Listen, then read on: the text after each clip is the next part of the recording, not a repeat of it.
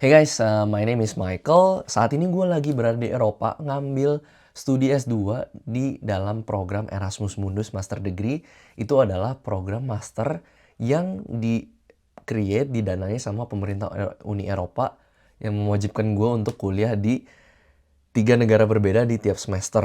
Sebelum semester 4 gue itu harus magang. Jadi semester pertama gue di Prancis, semester gue di Polandia, semester ketiga gue di Luxembourg. Semester pertama udah berakhir di Prancis, dan sekarang gue lagi berada di penghujung semester 2 gue di Polandia. Selain belajar, gue mau share pengalaman gue diundang ke klub sepak bola di Polandia, yaitu MKS Cracovia. Jadi klub ini punya sejarah yang cukup banyak di Polandia. Mereka udah ada sejak 1908. Wow, it's full of history.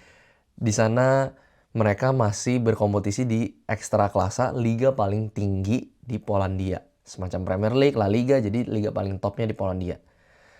Habis itu kita diundang ke klub MKS Cracovia di kota Krakow di Polandia.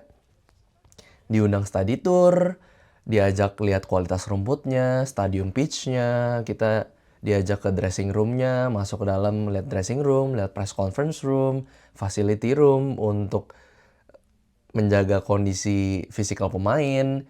Kita juga dilihat trophy room, ternyata mereka juga punya banyak trofi, sejarah yang bagus, nggak cuma sepak bola tapi ada tim ice hockey juga. Setelah diundang study tour, mereka ramah banget, staff-staffnya very humble. Gue sangat bersyukur bisa dikasih kesempatan. Mereka nggak pelit dibagi-bagi ilmu ke gue.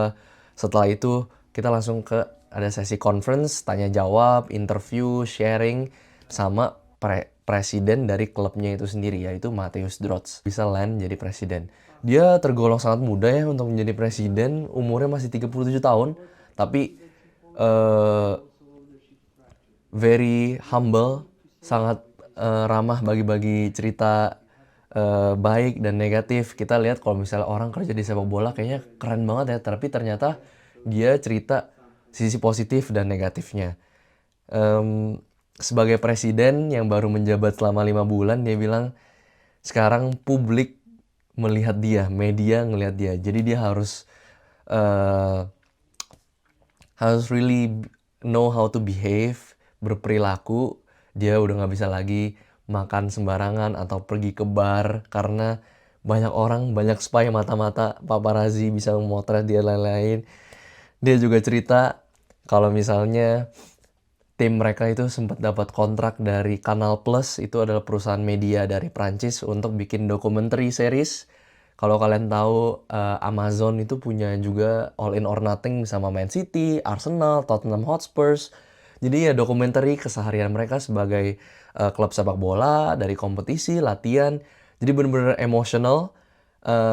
Direkam, dia bilang dia tuh orangnya sebenarnya orang yang tenang, tapi ya sebagai presiden yang menuntut pemainnya untuk main bagus. Suatu ketika mereka kalah dan mainnya jelek banget. Jadi presiden Pak Mateusz ini marah-marah, ngomong-ngomong kata-kata kasar, dan dia lupa kalau misalnya itu semua direkam sama Kanal Plus untuk dijadiin documentary series. Jadi itu pengalaman yang mungkin dia bilang nggak terlupakan untuk lebih berhati-hati, tapi ya it's a documentary, so ya. Yeah.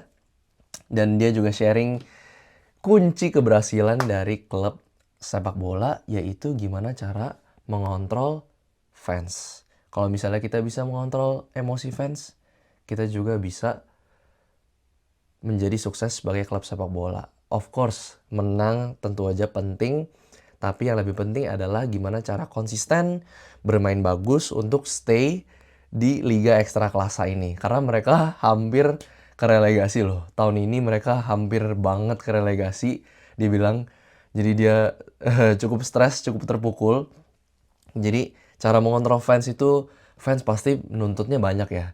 Emosional banget. Fans sepak bola itu di Eropa udah kayak agama kedua kali sepak bola. Fans Indonesia aja udah maniak, gimana fans Eropa kan. Pasti pengennya nuntut beli pemain, transfer pemain dong. Kita butuh pemain baru nih, refresh. Tapi ya dia ingetin lagi ke kita, Ya kita klub sepak bola di Polandia, bukan Real Madrid, bukan Man City. Klub atau sepak bola level Polandia aja itu masih di luar top 20 di Eropa loh, di urutan 21-an. Jadi ya mereka masih growing gitu loh. Jadi bisnis mereka ya develop pemain-pemain muda, akademinya dibenerin, bikin fondasi yang kuat, teknik skill yang bagus supaya anak-anak ini bisa tumbuh menjadi pemain sepak bola yang berkualitas. Supaya apa ya? Biar mereka bisa jual ke klub-klub lain dan dapat revenue dari situ. Dan sebagai klub sepak bola juga harus aktif mencari sponsor, dana dari lain. Karena ya kalau menang dari turnamennya nggak cukup, jadi harus pinter-pinter cari sponsor di mana-mana untuk bikin fans senang, bisa punya revenue, bisa main konsisten, pemain juga senang, bisa gaji pemain yang cukup tinggi karena gaji-gaji pemain di Eropa dia bilang sangat mahal. Jadi penting banget punya sponsor, fans juga penting. Ya, gitu deh. Apalagi gue punya notes di sini. Ya, seperti gue bilang, mereka bukan seperti yang dia bilang, mereka bukan klub superstar, jadi mereka nggak bisa loh langsung comot-comot pemain-pemain bintang, nggak bisa kayak gitu sistemnya. Mereka harus comot-comot pemain dari liga-liga lain yang lebih rendah atau selevel untuk bisa konsisten dan punya pelatih yang visi misinya sama untuk thinking about long term. Jadi dia bilang nggak bisa tuh langsung pengen menang 1-2 tahun, tapi ya harus punya long term plan. Nggak bisa langsung pengen juara, pengen dapet trofi. Jadi ya dia punya goals kalau pengen bawa trofi untuk MKS Cracovia selama masa jabatan dia yang entah sampai kapan. Ya, ya gitu aja. Kunci keberhasilan, kesimpulannya kunci keberhasilan dari klub sepak bola aja mengontrol emosi fans, gimana cara bikin fans tetap senang dengan bikin klub bermain konsisten, bukan pengen juara sana sini, tapi ya bikin mereka percaya dengan gerakan klub untuk long term gitu loh. Convince mereka, convince sponsor juga bisa masuk mendanai mereka untuk bisa terus beroperasi. Gitu aja dari gua. Thank you so much for watching.